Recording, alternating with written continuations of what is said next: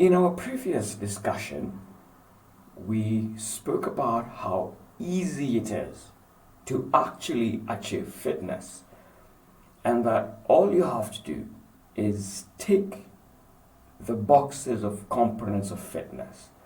Just tick those boxes.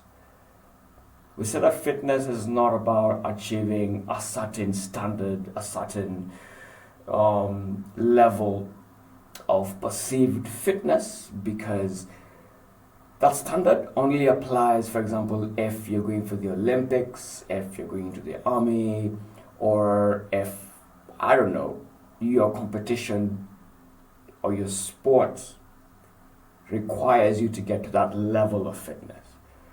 But for the normal person, the normal civilian, like you and me, there really is no standard.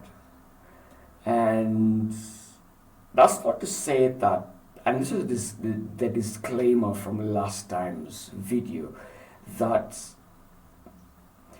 it's not about lowering our standards. It's just about understanding that we do not have to achieve that level of fitness for us to say that we are fit. All right, it's cutting ourselves some slack. And again, in the last video, we mentioned that there are 5 health-related components: muscular endurance, muscular strength, cardiovascular endurance, flexibility, and body composition. And finally, we mentioned that being fit, when you go to a gym, when you sign up to a fitness program and you say that you want to get fit, if you have no idea what you mean by fit, if you have no idea what fitness is, then you're just asking for nothing, literally. Too many gray areas. Okay, and I gave the example of the story of Aladdin. And last time we talked about how Will Smith said, if you just say, "Make me a prince," then it too many gray areas. Just like in the end, when Jafar says that he wants to be the most powerful being in the universe, then the genie, acted by Will Smith, turns him into a genie because he did not specify, what kind of powerful being. He could have said he wants to be a god, he wants to be the most powerful wizard of all time. Of course, that was his second wish, but okay. Today I want us to tackle 2 specific components of fitness, and I'm hoping that we will not take a lot of time doing so. The first one is muscular strength and muscular endurance. I'd like to tackle these 2 together because they're in the same domain in the muscle, so they're in the same muscular domain. But because one tackles endurance and one tackles strength, that's where the difference comes in. Many times you'll find that people who go to the gym, especially ladies, are afraid that if they start lifting weights, they're going to bulk up, become strong, muscular, and therefore lose their beauty, their ladiness. Interestingly, when you go to the gym, lifting weights does not necessarily mean that you're going to bulk up and increase your muscle size and everything. And that's why it's important to be able to identify what you mean by fitness. If you sign up to a gym, what exactly are you going there to do? If you just go to the gym and start lifting weights, you might be going there to gain strength or work your existing muscles or even get injured. Because if you do not know why you're going to the gym, then anything can happen. If you ask to be the most powerful being in the universe, you could end up being a god, or you could end up being a genie with all its limitations of having to have a lamp and, limitations of power, all those things. Let's start with muscular strength. Muscular strength is the amount of force that your muscle is able to produce. Last time we gave the example of a bicep curl. So if you're doing a bicep curl, that action of being able to lift that dumbbell, that weight in one effort, that one repetition, that is muscular strength. So your muscle is able to produce enough force to lift the dumbbell for that one repetition.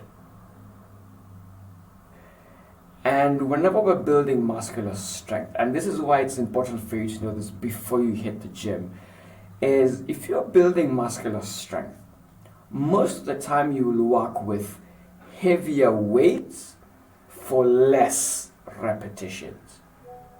So for example, let's say you go to the gym and you realize that you're able to bicep curl 15 kilograms max, like you can barely lift that 15 kilos. So then you might work then with about maybe 10, 12 kilos and do maybe 5 to 8 repetitions. Muscular strength. So you're using heavy weight for less reps.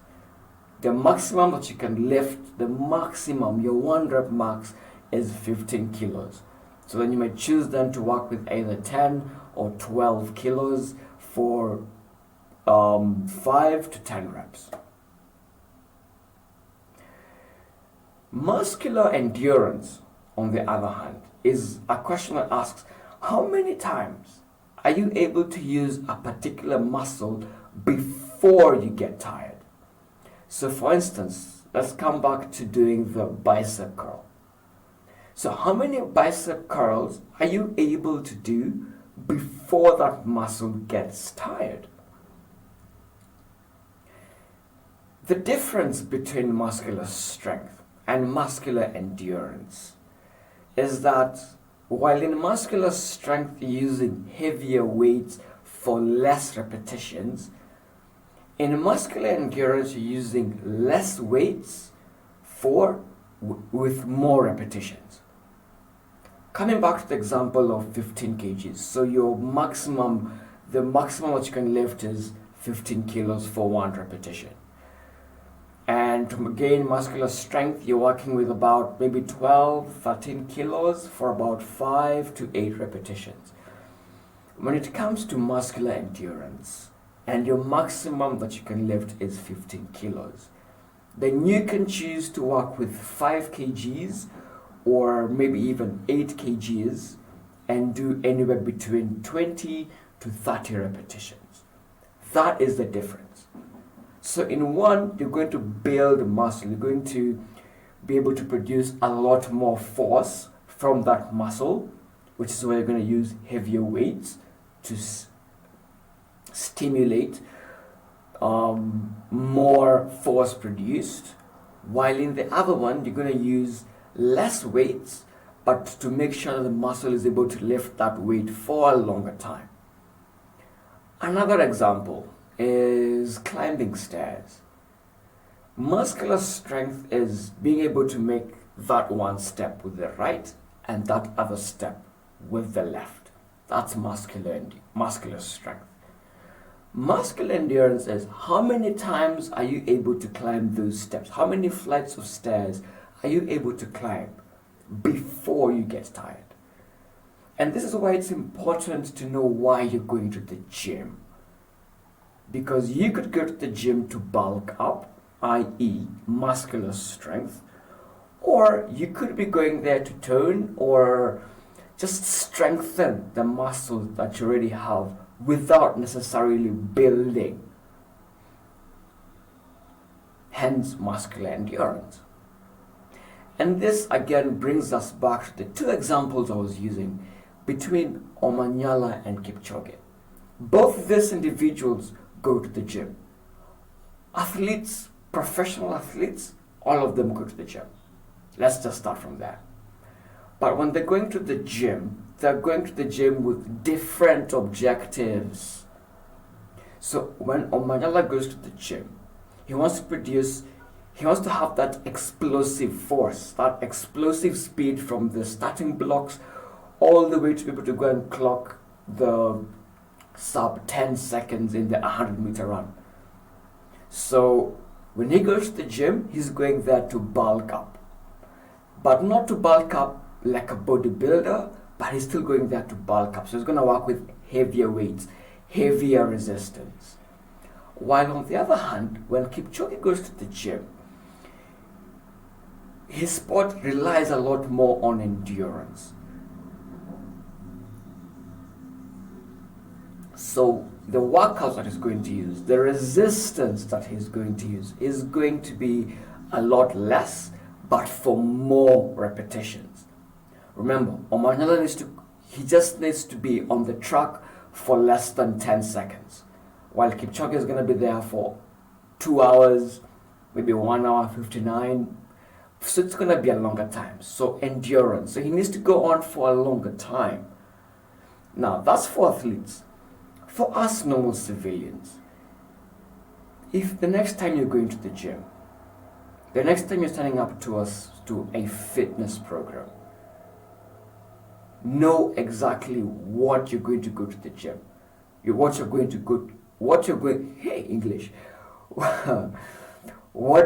do in the gym.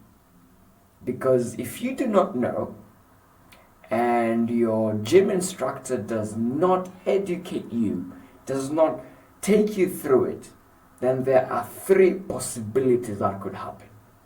Number 1, you might end up building muscle. Number 2, you might end up strengthening your muscles, so endurance. Or you might end up getting injured. And when you get injured, that's when you go and start saying, I wish I'd never gone to the gym. All this regret comes up. Heartbreaking. So don't be afraid of going to the gym. Just know why you are going to the gym. And I think in this statement I'm also talking to the ladies. There is no problem with going to the gym. You need strong muscles. But just because you're going to the gym does not necessarily mean that you're going to bulk up. It doesn't mean that you're going to lose your awesome, sexy figure by going to the gym. In fact, by going to the gym, you might be able to maintain it for a longer time to come. And this is why we began last week by just defining fitness, by defining what do you mean by you want to become fit. Also for the gents, sometimes we go to the gym and we just put weights on the barbell or whatever it is. Bottom line, know why you're going to the gym. Have a plan for why you're going to the gym. Are you going there to build muscle, i.e. bulk up, or are you going there to strengthen and tone your muscle, i.e. increase endurance? Conclusion, or rather something to note. These components of fitness do not work independently of each other. So most of the time when you're working on one, you're improving the other one. Muscular strength, muscular endurance. You could be working on muscular strength, so you're using less resistance for more repetitions, but at the same time, your muscles need to continuously produce that force, so muscular strength is being improved. Again, you're working on your muscular strength, so you're using heavier resistance for low repetitions. So you being able to lift that heavy weight, say for those 5 or 8 repetitions required for muscular strength, you're building your endurance because now you're able to lift that heavy weight for those 5 or 8 repetitions. So they work on each other. And when we go and tackle the body composition, cardiovascular endurance, you'll see how they also affect each other. And by the end of the day, it's not about how you look. It's not about attaining the level of Olympics and military people and, there. You're just ticking those boxes, and thereby, or actually therefore, English, improving your fitness levels. Very good. So I think next time we'll tackle cardiovascular endurance and maybe flexibility, then finish off with body composition. We'll see. Otherwise, I really hope that by now you appreciate just how easy it is to get fit and how not complicated it is. Have a great day.